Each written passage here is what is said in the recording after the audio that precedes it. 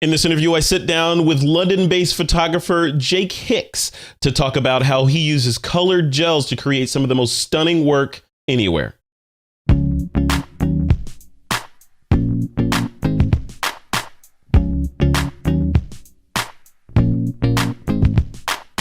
Hey folks, welcome back. Hey, I have the opportunity to chat with a photographer whose work is kind of amazing, which you'll see. His name's Jake Hicks. He's out of London in the UK. He's been shooting for, would you say, Jake, 14 years? Yeah. So a long time. You've seen a lot of stuff. You know your way around the camera and Photoshop, obviously. And so I just wanted to introduce you. Thanks for coming on. I want to introduce you to the This Week in Photo audience and kind of get into your brain a little bit about your process and how you do what you do and why you do what you do. So welcome to the show, man. Thank you, Patrick. Yeah, pleasure. Thank you. Yeah, always pleasure. Okay, so let's dive right into this. So you've been shooting for 14 years. What were you doing before you started shooting? What was your path of, ascension or digression into photography, as it were?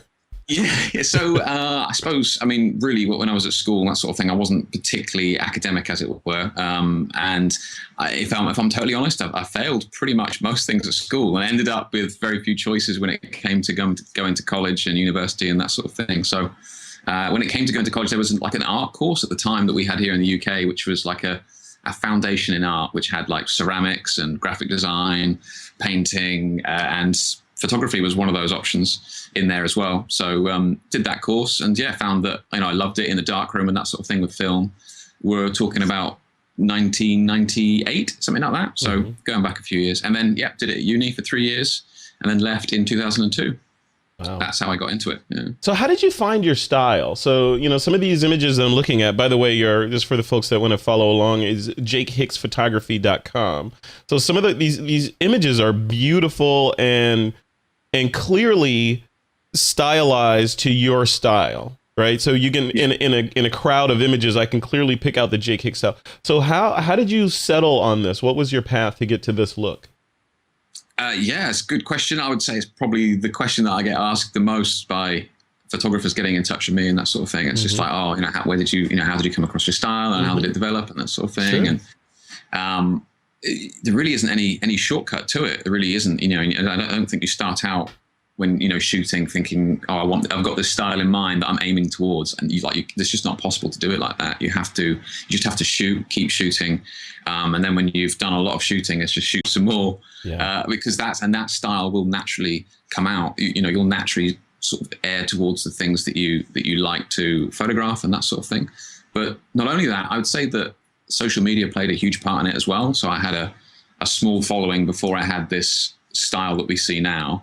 And sharing the images and that sort of thing. And I shared a colored gel shot one time and it was just like, everybody loved it. And I was just like, okay, I did that a few years ago and that sort of thing. I did it, tried it. And then I sort of went down that road of sort of following that because people loved it. And so, it is my style, but also I think that style might not necessarily be there had it not been for social media, getting that feedback from an audience. I think there's certainly an argument to say that art doesn't even exist without an audience. So, it's fair to say that plays a large part in it for sure. Yeah, that's like quantum physics talk there,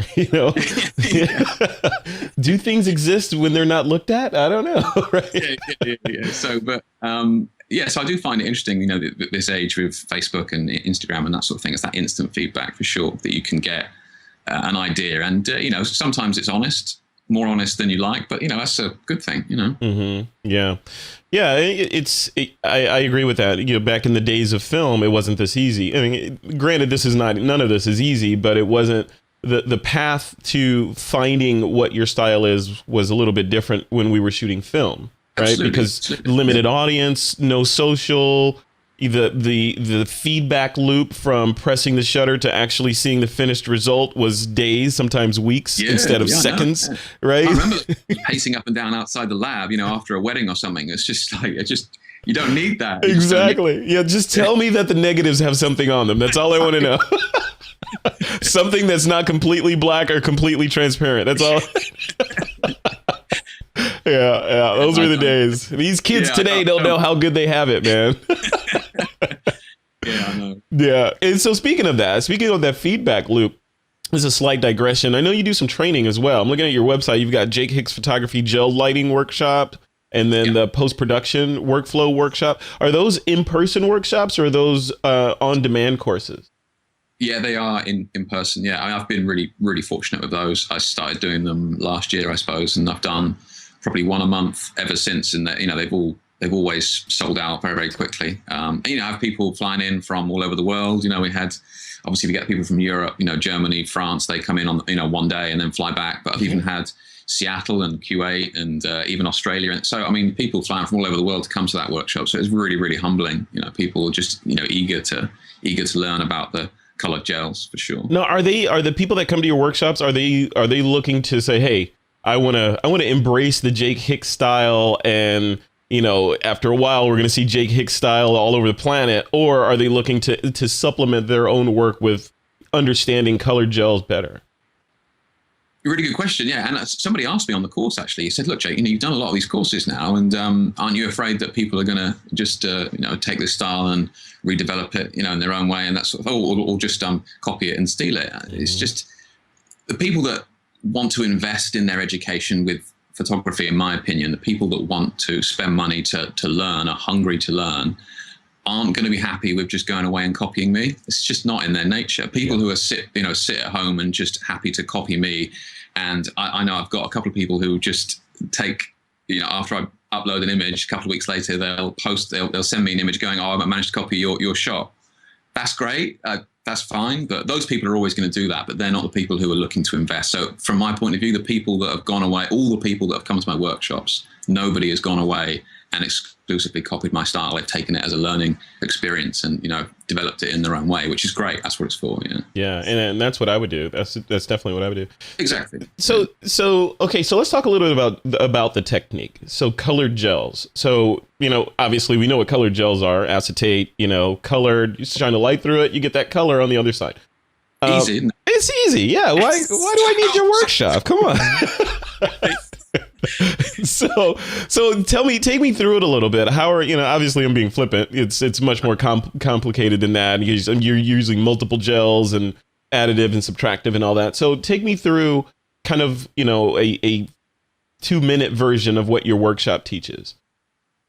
So during the day, I suppose in the morning we start off with a bit of theory, and I know it can be a little bit tedious for some people, but I think it helps to bed in some knowledge, because I get sent images all the time of people taking gel shots. So I get the benefit of seeing, like the worst of the worst with regards to what are some of the common pitfalls that other people are making. Because sometimes when you've been doing something for so long, it's easy to forget. Easy to forget some of those mistakes, so simple mistakes that you make when you're starting out. So from that, I've sort of put together a do's and don'ts of like the key things to bear in mind. And then we go on to some, like the first gel lighting setup, which is just basically building a beauty set sort of a headshot, 1, 2, 3, 4 lights, and just introducing more and more elements. The nice thing about that is that at any stage of that shot, even from 1 light to 2 lights, to 4 lights, to no gels, to with gels, you get a really nice usable image from any of those stages. And it just sort of helps to teach people that it's up to you as to how creative you want to do it. It's not a case of, I need to get everything in there. Like some people get into a studio, they've got this big space and they've got all this equipment, they want to get it all out, and they just want to, turn on all the lights. It just turns into a mess. Yeah. It turns into a real mess. Yeah.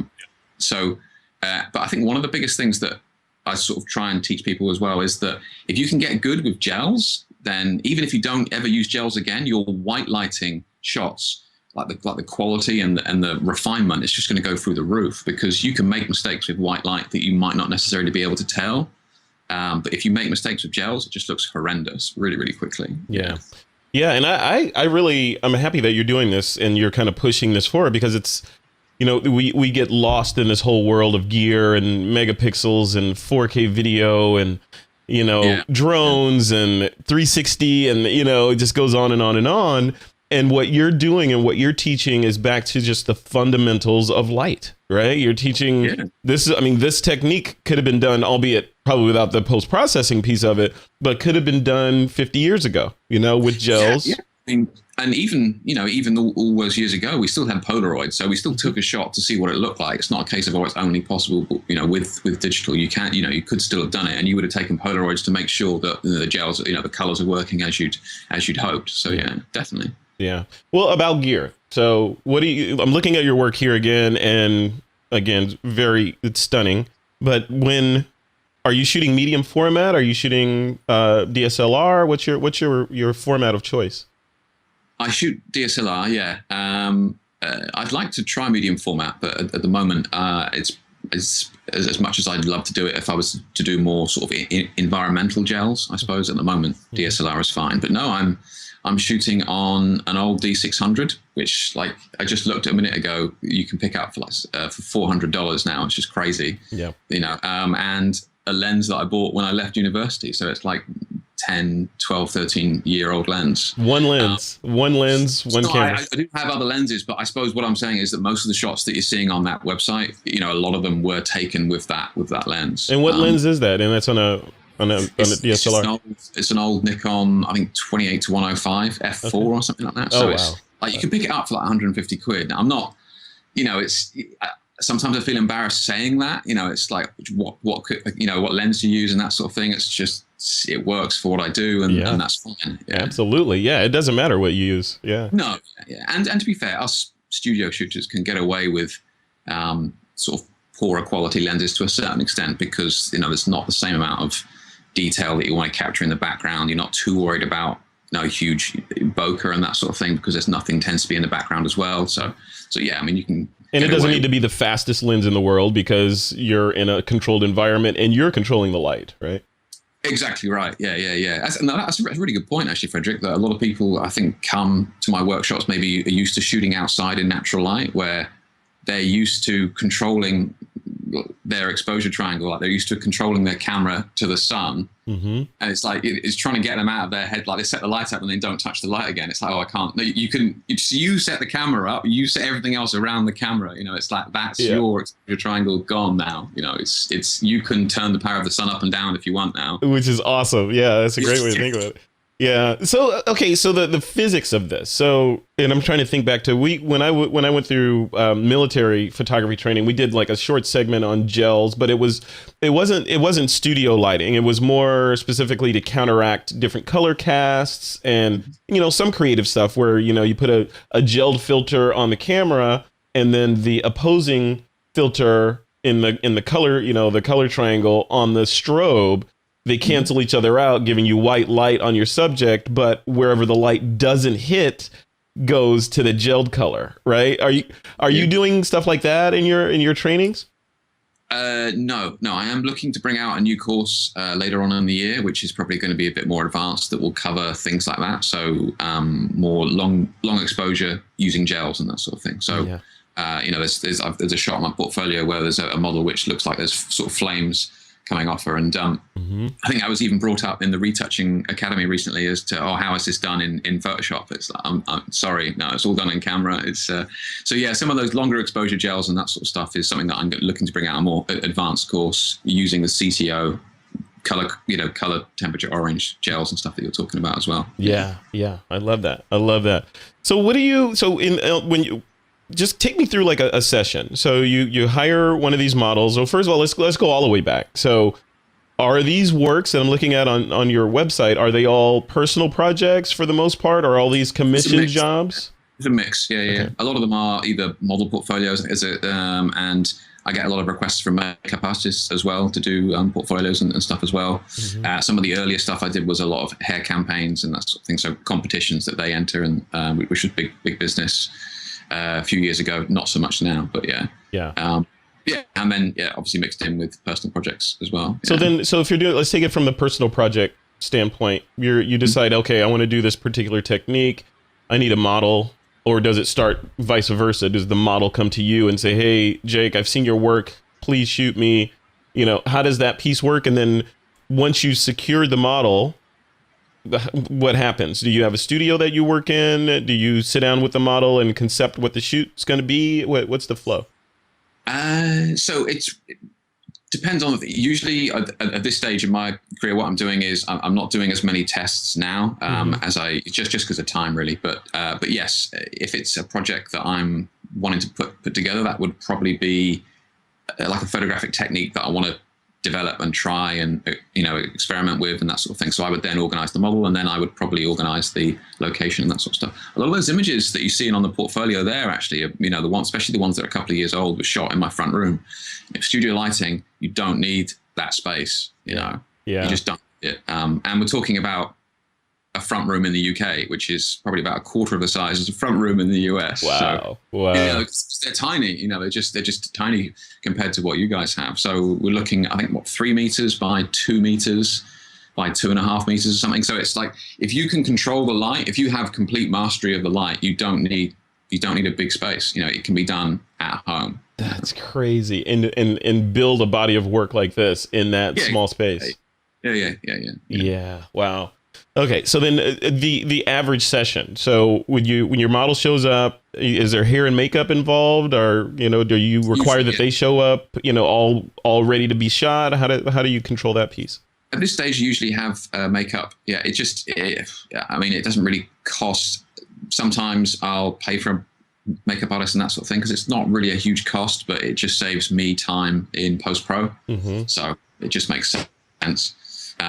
So I just see it as an investment rather than a cost. And then, so hair and makeup. And then, we just, obviously the model has a pretty good idea of what's involved in terms of the lighting and that sort of thing. And then we just work it from there. One thing I would say that is when you're doing sort of more complicated lighting like this, sometimes it's quite difficult, even if it's an experienced model, sometimes it's difficult for the model to sort of know what's going on. Like, sometimes if you've just got a big softbox, they know that's the key light and they're doing their poses to that key light, and they're experienced. But with the gels, it can be a bit, where's my light? Where should I be posing to, and that sort of thing. So I would probably start off with taking 10 or 20 shots to begin with. Let her get into her flow, as it were, and then just go through those shots with her and go, look, this is what's working.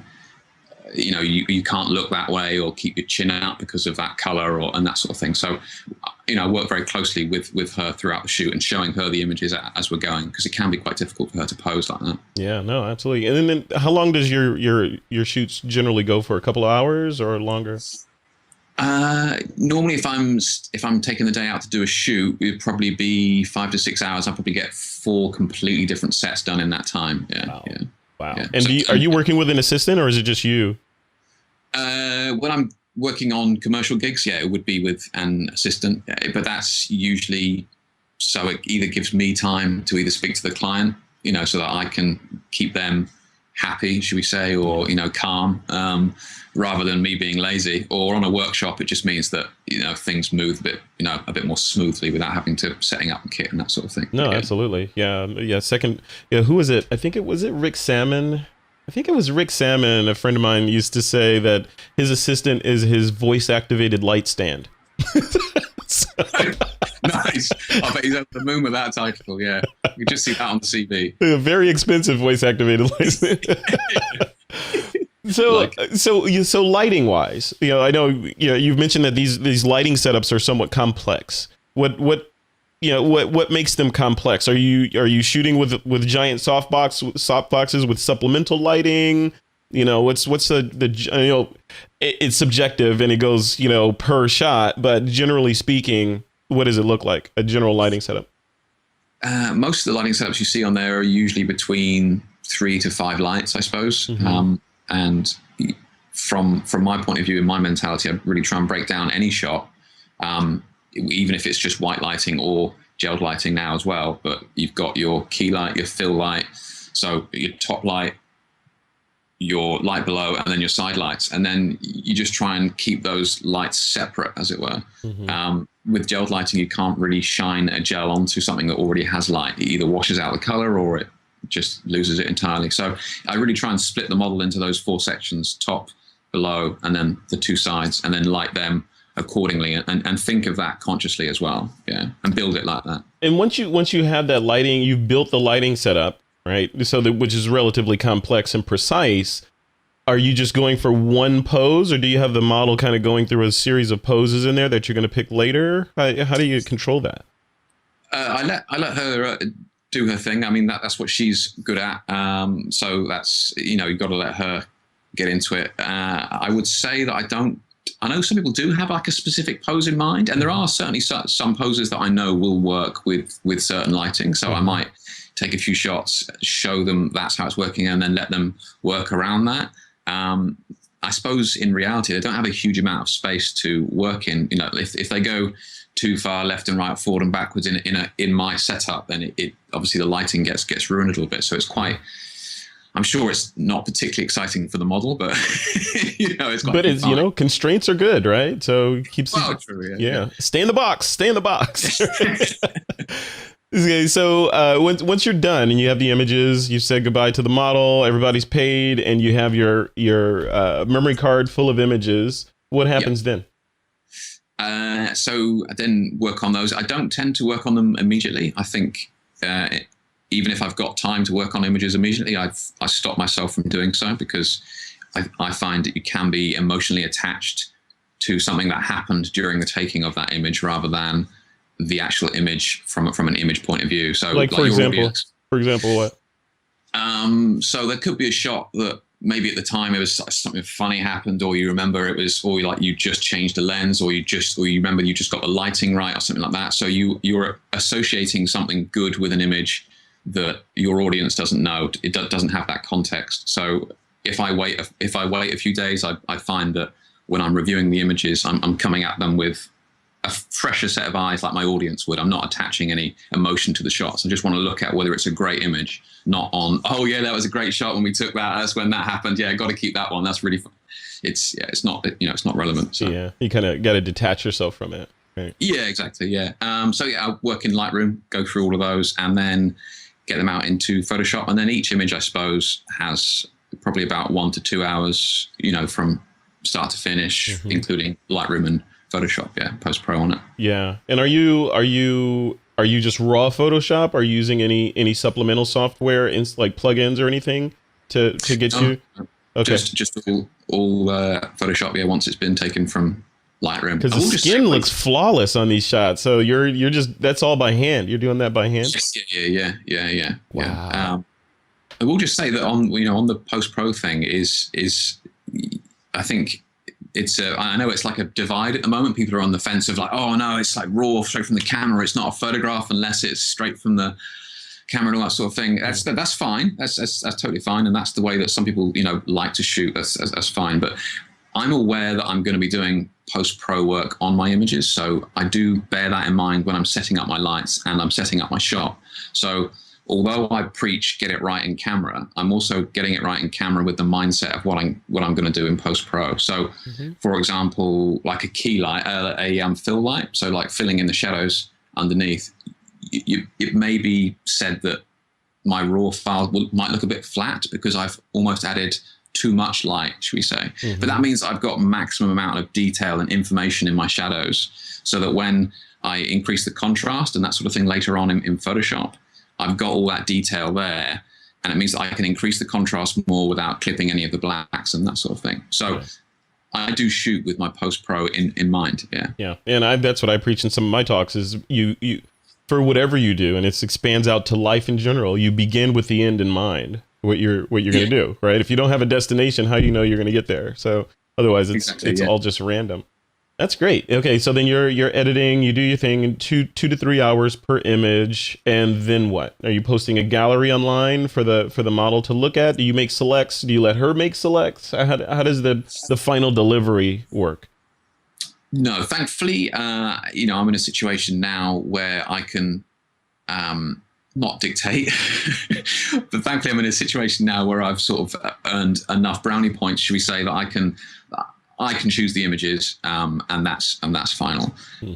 But I make sure that is outlined in the briefing prior, especially if it's a test shoot and you're not paying the model. Then I make it clear that look, you'll receive between 10 to 15 images fully retouched of my choosing, and as long as you make that make them fully aware of that beforehand, there's no problems. So you've never had a model say, yeah, these are all great, but you remember that one shot that we had while we were joking around? Can I have that for my Instagram profile? Well, Yeah, no, thankfully not. No.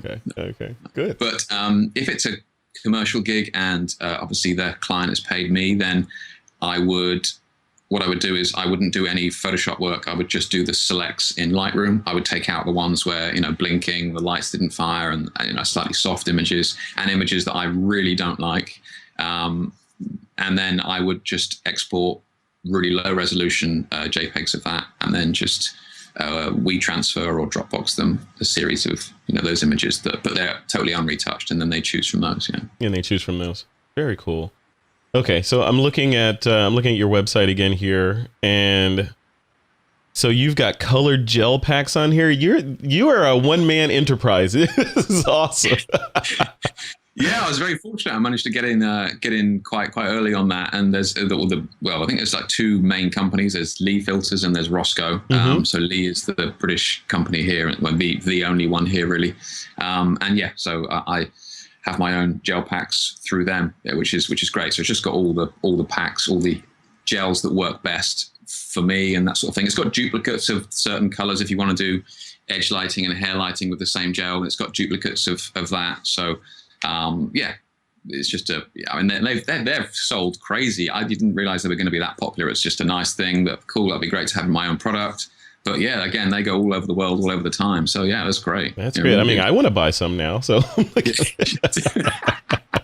I mean, come on, this is awesome. You know what I also want to buy? If you had training up here that I could just purchase right now, I would purchase that as well. So you mean videos? You mean? Yeah, or something like that. So I'm actually about to travel out to the US tomorrow, actually. So just out of camera here is just bags of kit and equipment and that sort of stuff. So I'm about to get on a plane in 24 hours to fly out to St. Louis to RGG EDU, the guys up there.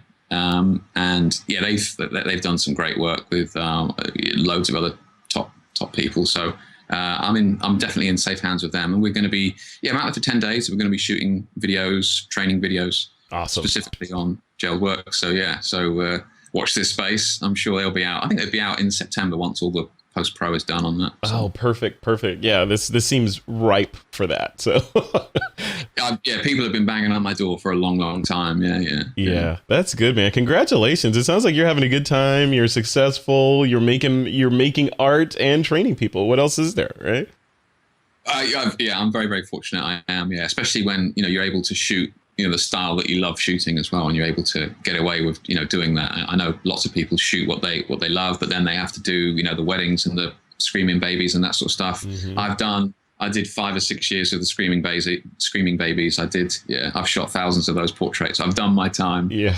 We all have, man. We all have. And no disrespect to the people that are doing that and that love it, but yeah, that's not for me. It's hard. Yeah, it is hard work. Yeah, I mean, when we were at our busiest, we were shooting like 16 shoots on a weekend. So that's 16 separate clients, on 8 on a Saturday, 8 on a Sunday, back to back. It's hard. I'm just getting too old for that, man. Yeah, my knees can't take it. It's like on my knees for like 8 hours. Like, oh, please. That's awesome. By the end, I just want one of those wheelie stools around the studio. Yeah. Or get a camera with an articulated LCD so you can just hold it down. Or I could have got in touch with Rick Salmon's guy and just can I have your voice activated light stand to hold my camera, there please. You go. Perfect. Well, cool, man. Well, thanks for taking the time to do this, especially on the heels of a trip that you're about to take off on. So I appreciate you coming on. I think the This Week in Photo audience will appreciate looking at your work. We don't have very many people on that are doing this kind of really stylized, beautiful, focused work. So this is a breath of fresh air, and it's exciting to see what you're doing, especially not only on the photography side, but also on the entrepreneurial side too. So the workshops and the gel packs and all that. I think that you are, in a lot of ways, what I call the photopreneur. You're the photographer that's talented on the creative side, but also has the mindset to synthesize that talent into revenue so that you can keep doing the former. I think any industry changes, and I'll be honest and say that back in 2002, 2003, I didn't change. I didn't adapt to the industry. That's when digital cameras started to become prevalent and that sort of thing. So I didn't adapt to the fact that everybody had a camera and I couldn't charge prices that I used to charge. And so, yeah, I dipped out of it for a couple of years. But I came back and listening to you guys on TWiP and that sort of thing. And the people like Trey Radcliffe, you know, with his business model of, just give away 90% of your content and then you just make your money from the 10%. And that's pretty much where I am at the moment, you know, is taking that. I have a Facebook page, and every Tuesday, it's called Technique Tuesday. I put out like a technique, and that all the people that follow me for that, you know, all my workshop sales and is from that. You know, it's a crazy business model to think that would even work, but I still pinch myself. It's like, really? How is this even working? You know, it's just crazy. Yeah, it's counterintuitive, but which makes it work, right? So the counterintuitiveness of it makes it work because it doesn't seem obvious. If it was obvious, everyone would do it, and then it wouldn't work. So yes, it's hard work. You've got to keep coming up with the ideas and the content. You have to keep coming up with, you know, and like people like Trey Radcliffe and that sort of stuff are always out there thinking of new ideas. And it looks like, you know, he's living the dream and doing all the idealistic jobs that you'd love to do, but he's the one that has to come up with that idea. You know, it's not just, you know, he's the one constantly doing it. And if you can do that, then you're definitely going to win. Yeah, it's like rowing a boat. You can, you know, as long as you keep rowing and coming up with those ideas, you're going to keep moving forward. When you rest, you'll slowly come to a stop, right? Or go backwards. Or go backwards, depending on the tide. Yeah. Well, Jake, once again, what's the URL where people can go check out your work and connect with you? So Jake Hicks photography.com, that's the main hub where everything is. And if anybody wants to know any more details about how certain shots are done, then there's a whole page on there called the techniques page. And in there is literally thousands of pages worth of details, like I mentioned, to give a lot of the information away for free, and everything is on there. You know, so it's all archived. So check that out. There's loads of details in there. So if you want to know about, you know, getting into gel shots yourself, you don't have to start off with 5 lights. You can do gelled lights with just, you know, 2 lights. Yeah. You know, so there's loads of info on there. So check out the website for that. I love it. Thank you, sir. Thanks for coming on, and safe travels to our side of the globe over here, you know. So yeah, so I'm gonna miss the rain. I'm tempted to take some with me, but you know. Well, you're not coming to California. In California we could use the rain. So if you could send some our way, we'd appreciate it. I feel for you. Yeah, so you're really suffering over there, Frederick. I feel for you. Yeah, all this blue sky and oceans, and you know, we just need some rain. Give us some rain. We'll be happy with it. I looked at the weather app for St. Louis, and it's like 32 degrees all week. I'm over there. I'm just like, wow, is that normal? Yeah, it's normal. Cool, sir. All right, you have a good day or a good night there, and thanks again for coming on, and safe travels. And we'll definitely be in touch with you soon. I'd love to have you come on This Week in Photo, you know, as a regular guest from time to time. It'd be good to have add your voice to the mix. Definitely. Okay. All right. Thanks a lot, Jake. Cheers, man. Bye. Bye.